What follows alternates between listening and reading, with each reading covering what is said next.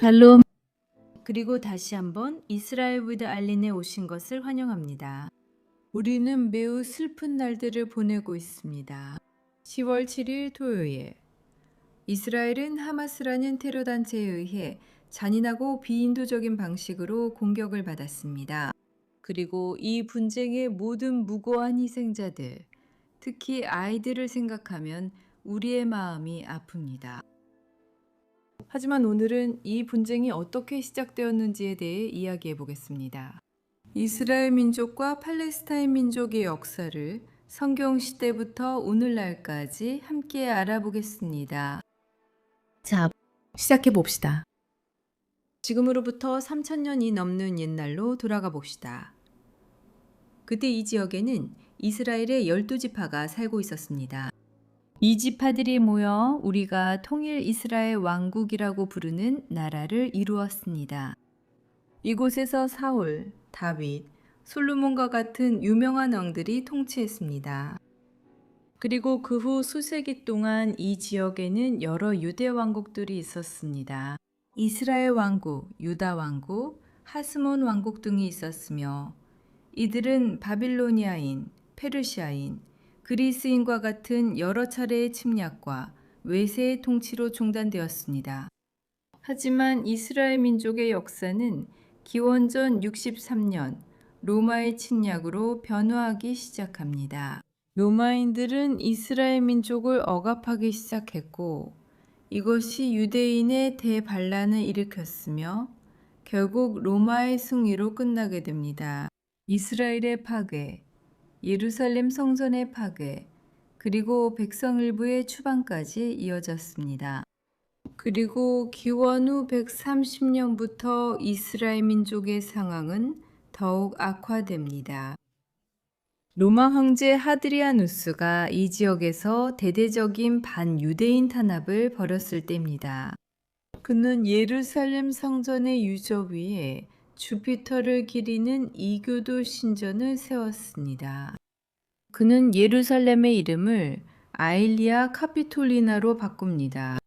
그리고 그는 유대 지방 전체의 이름을 시리아 팔레스타인 지방으로 바꿉니다.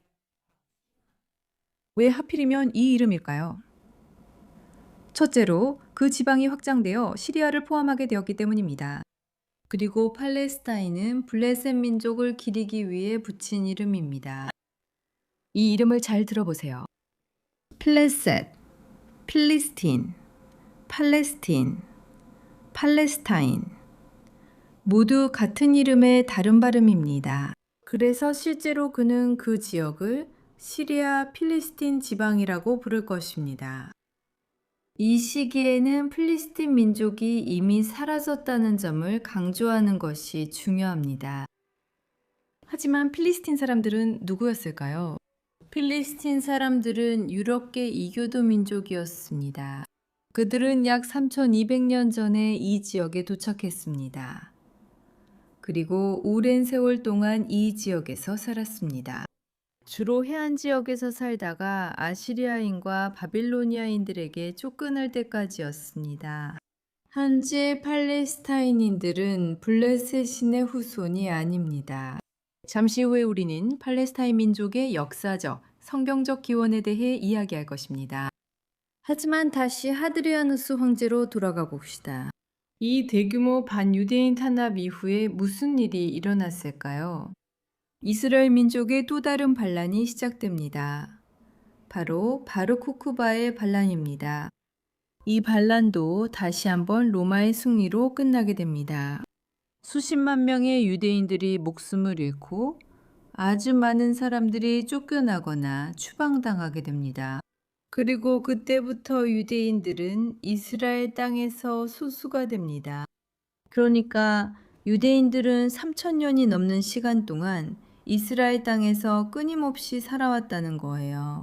하지만 서기 136년부터 유대인들은 이스라엘에서 소수가 되기 시작합니다.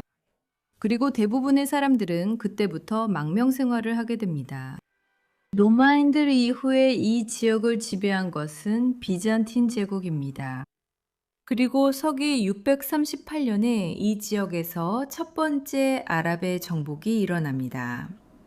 바로 아랍 무슬림 제국입니다. 아라비아 반도에서 온 그들은 이 지역 전체를 정복하고 거대한 칼리프국을 세웁니다.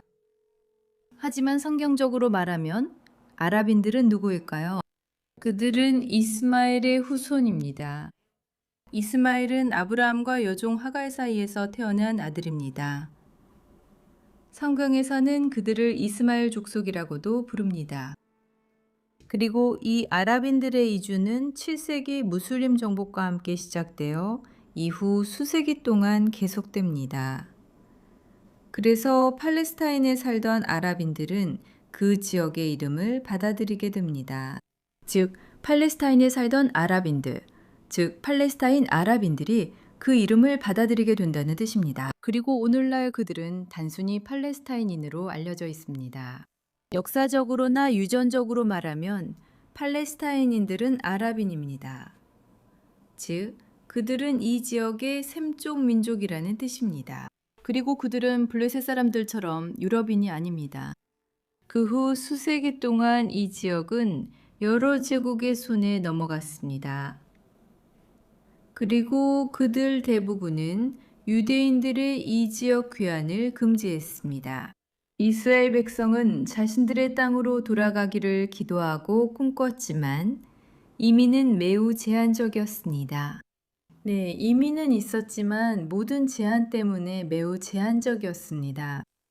한편 세계 여러 지역의 유대인들은 박해와 학살을 겪고 있었으니까. 그리고 이제 우리는 1917년에 이르렀습니다. 영국이 그 지역을 통제하게 되었을 때입니다. 이 시기에 아랍인들과 유대인들 모두 자신들의 독립을 원했고 영국인들이 이곳에서 떠나기를 바랐습니다. 각자 자기 편이었고 모두가 영국에 맞서 있었습니다.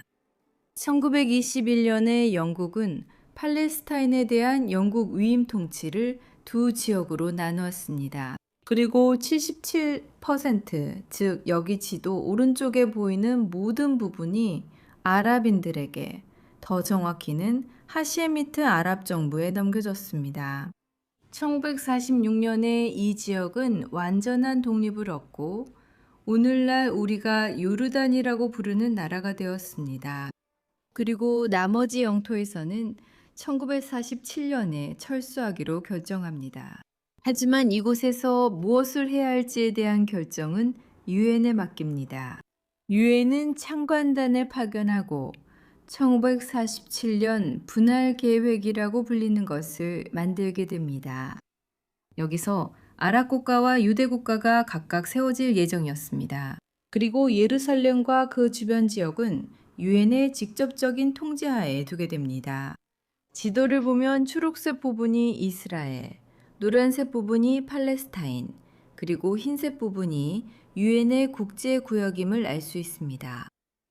이 계획은 1947년 11월 29일 유엔 총회에서 표결에 붙여졌습니다. 그리고 브라질인 오스왈도 아라냐의 도움으로 이 계획은 3분의 2가 넘는 찬성표로 승인되었습니다. 유대인 지도부는 유엔 결의안을 받아들이고 이스라엘의 독립을 선언합니다. 하지만 팔레스타인 아랍 지도부와 모든 이웃 아랍 국가들은 유엔 결의안을 받아들이지 않고 이스라엘에 전쟁을 선포합니다. 이 전쟁은 이스라엘 독립전쟁이라고 불리며 이스라엘의 승리로 끝나게 됩니다. 지도를 보면 알 수 있듯이 이스라엘은 서예루살렘과 같은 영토를 추가로 확보합니다. 그리고 팔레스타인 아랍인들에게 할당된 대부분의 영토는 요르단과 이집트가 점령하게 됩니다. 1967년에 다시 한번 아랍 국가들이 동시에 이스라엘을 공격하기 위해 모입니다. 그리고 다시 한번 이스라엘이 승리합니다. 하지만 이번에는 이스라엘이 전쟁에서 승리할 뿐만 아니라 단 6일 만에 승리하고 영토를 3배 이상 확장합니다. 불란고원, 동예루살렘, 서안지구, 가자지구, 그리고 시나이반도 전체를 점령합니다. 정말로 이스라엘 군대의 놀라운 승리였습니다. 하지만 안타깝게도 전쟁은 계속되고 있습니다.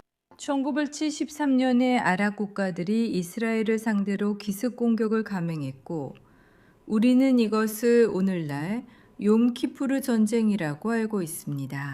그리고 다시 한번 이스라엘이 승리하게 됩니다. 그 후 몇 년 동안 이스라엘은 평화와 영토 교환이라는 계획을 세웁니다. 이스라엘이 평화의 대가로 아랍인들에게 땅을 넘겨주는 것이었죠. 그리고 이 협정을 처음으로 받아들인 나라는 1979년의 이집트였습니다. 이스라엘이 평화를 대가로 시나이 반도 전체를 반환했을 때였죠. 하지만 이집트는 가자지구를 다시 받는 것을 거부했습니다. 그리고 가자지구는 몇 년 더 이스라엘의 통제 아래 남게 됩니다. 다음으로 체결된 협정은 1993년에 이스라엘과 팔레스타인 해방기구 OLP 사이에 이루어졌습니다. 우리가 오슬로 협정이라고 알고 있는 것으로 이스라엘이 요르단강 서안 일부와 가자지구 대부분을 넘겨주는 내용입니다. 그리고 팔레스타인 자치정부가 만들어지는데 이 정부가 이 지역들을 통치해야 했습니다. 즉, 이 지역은 자체적으로 관리되는 곳으로 자체 세금, 경찰, 보건 시스템, 교육 등 여러 가지를 갖추고 있습니다.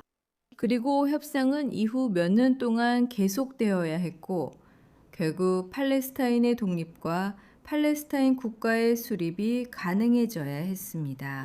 하지만 실제로는 협상이 중단되었고, 팔레스타인의 독립은 한 번도 선언되지 않았습니다.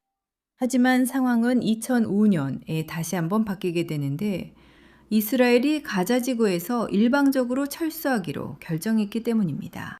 즉, 이스라엘은 가자지구 안에 있던 모든 유대인과 이스라엘인을 철수시킨다는 뜻입니다. 민간인과 군인 모두를 말이죠.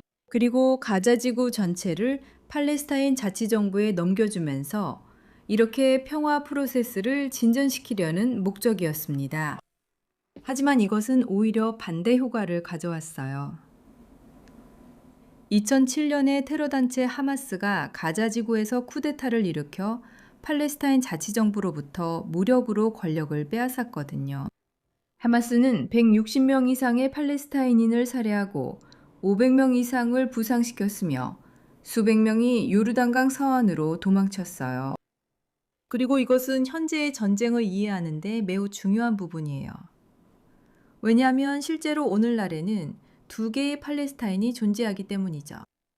그중 하나는 가자지구로, 이 작은 영토는 이스라엘과 이집트와도 국경을 맞대고 있어요. 이곳은 2005년에 이스라엘이 철수한 이후로 100% 팔레스타인 지역이에요. 그리고 현재 이곳을 통제하고 있는 것은 테러단체 하마스예요. 그리고 또 다른 팔레스타인 영토는 요르단강 서안지구 안에 있어요.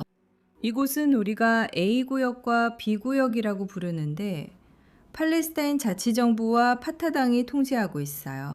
그리고 이 영토 안에서도 이스라엘 유대인들은 거주하는 것이 금지되어 있어요.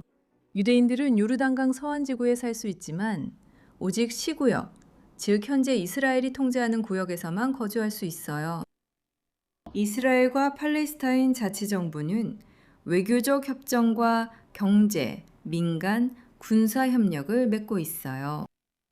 그리고 팔레스타인 자치정부는 현재 하마스와 이스라엘 사이의 전쟁에 관여하고 있지 않아요. 오히려 이번 주에 팔레스타인 자치정부의 대통령인 마흐무드 아바스, 아부 마젠이라고도 알려진 그가 하마스의 테러 행위는 팔레스타인 국민을 대표하지 않는다고 분명히 말하는 것을 봤어요. 그래서 지금부터 이스라엘과 하마스 사이의 현재 전쟁에 대해 이야기할 때 우리는 가자지구에 대해 이야기할 것이고 요르단강 서안지구에 대해서는 이야기하지 않을 거예요.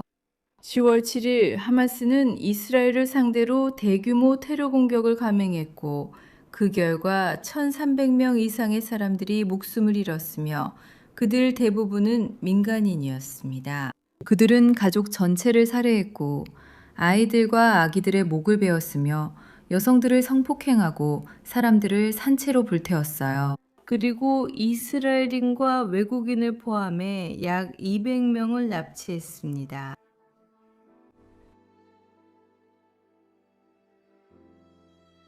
테러리스트들이 저지른 공포와 야만성은 말로 표현할 수 없어요. 저는 임신 9개월 차에 접어들었기 때문에 더 이상 자세한 내용은 말씀드리지 않을게요.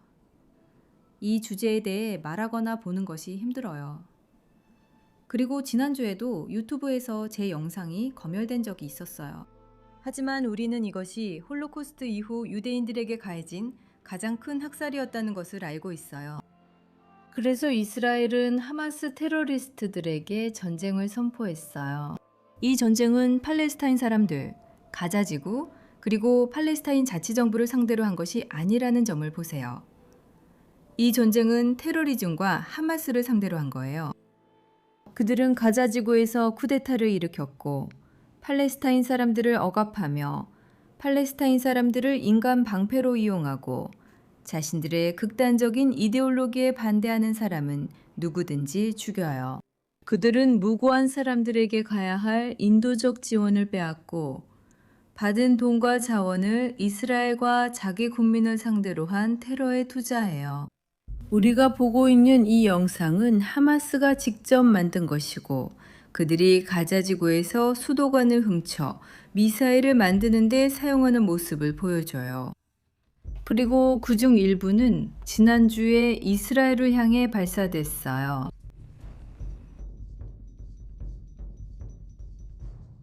하마스는 팔레스타인 국민을 위해 싸우는 것이 아니에요. 오히려 그들은 가자지구 내에서 고통을 가장 많이 일으키는 주범이고 이스라엘과 팔레스타인 자치정부 간 평화협상의 큰 장애물이에요. 하마스는 팔레스타인 국가의 건설을 위해 싸우는 것이 아니에요. 오히려 그들은 이스라엘 국가의 파괴를 위해 싸우고 있어요. 왜냐하면 하마스의 이데올로기는 ISIS, 즉 이슬람 국가와 매우 비슷하기 때문이에요. 그들은 이 지역 전체에 걸친 거대한 칼리프국, 즉 이슬람 국가를 건설하기 위해 싸우고 있어요. 하지만 직접 그들의 말을 들어봅시다. 지금부터 여러분께 하마스 헌장 일부를 읽어드릴게요. 이 헌장은 오늘날까지도 그들이 사용하고 있어요. 여러분은 팔레스타인인입니다. 이 세상에 나타난 최고의 민족입니다. 선을 행하고 악을 금지하며 알라를 믿으세요. 만약 유대인과 기독교인 같은 경전의 백성들이 믿었더라면 그들에게 더 좋았을 것입니다. 그들 중 일부는 믿지만 대부분은 불의합니다. 그들은 결코 우리에게 심각한 해를 끼칠 수 없을 것입니다. 그들은 단지 성가신 존재일 뿐입니다. 만약 그들이 여러분을 공격한다면 결국 등을 돌리고 도망칠 것이며 아무도 그들을 도와주지 않을 것입니다. 굴욕이 그들의 운명이며 그들이 어디에 있든 따라다닐 것입니다. 심판의 날이 올 때까지 무슬림들은 유대인들과 싸우고 결국 그들을 죽일 것입니다. 그리고 유대인들이 나무와 돌 뒤에 숨더라도 모든 나무와 돌이 외칠 것입니다. 오 무슬림들이여, 오 알라의 종들이여, 내 뒤에 유대인이 있습니다. 와서 그를 죽이십시오. 팔레스타인 문제에 대한 해결책은 지하드, 성전 외에는 없습니다. 평화 이니셔티브, 제안, 그리고 국제회의들은 시간 낭비이자 기만극입니다. 들으셨다시피 하마스는 평화에도 팔레스타인 국민의 복지에도 특히 팔레스타인 기독교인들의 복지에는 전혀 관심이 없습니다. 우리는 팔레스타인 데이와 하마스의 테러를 혼동해서는 안 됩니다. 함께라면 우리는 팔레스타인 국민과 이스라엘 국민 모두의 이익을 위해 테러리즘을 이겨낼 수 있습니다. 우리 모두 함께 이 끔찍한 분쟁의 모든 무고한 희생자들과 평화를 위해 기도합시다. 샬롬.